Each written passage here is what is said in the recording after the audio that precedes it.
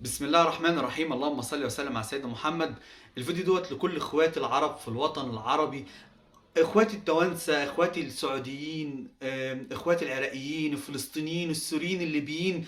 لو انا اخت عزيزه عليك في السعوديه، او اخت في اماراتيه، او اخ عماني، او اخت عمانيه، او اخ اماراتي، او اخ سعودي، اي حد في الوطن العربي بيسمعني الفيديو دوت، حضرتك ان شاء الله هتستفيد منه. في اسئله اكيد بتجي في دماغ حضراتكم، عايزين تجاوبوها، بسيطه جدا.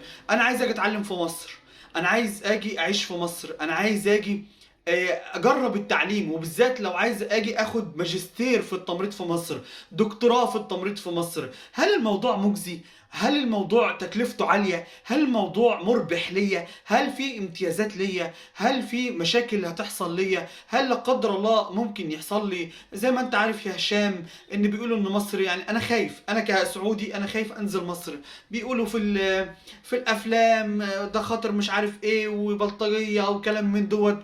طب انا خايف انزل اتعلم ازاي في مصر؟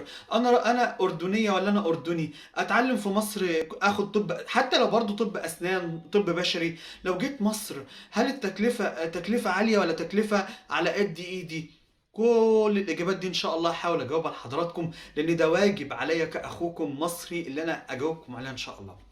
مستني بس يعني عشان برضو ما اطولش الفيديو، مستني ان شاء الله اسئله حضراتكم اسفل في الكومنتات، وهجاوبكم على كل الاسئله. وخاصه لو انت حضرتك عايز تاخد بكالوريوس في التمريض، او ماجستير في التمريض، او دكتوراه في التمريض في مصر، هجاوبك على كل الاسئله. ازاي توصل لكليتك، ايه هي الجامعات المعتمده، والله والله بكل صدق واخلاص.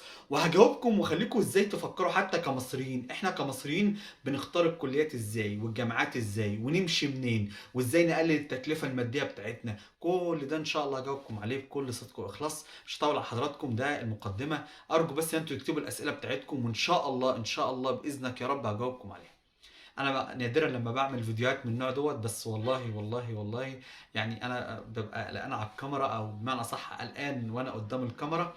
بس ان شاء الله ان شاء الله انا هجاوبكم على كل الاسئله بصدق بصدق بصدق، ويعلم الله اللي انا مش عايز اي حاجه غير ان انتوا حضراتكم تستفيدوا. وان شاء الله التعليم في مصر هجاوبكم والله والله ان التعليم في مصر حلو جدا وبلد جميله، هتستفيدوا. هقول لكم كل الاسباب ايه اللي يخليك تتعلم في مصر دونا عن كل الدول اللي في العالم. مستني اسئلتكم.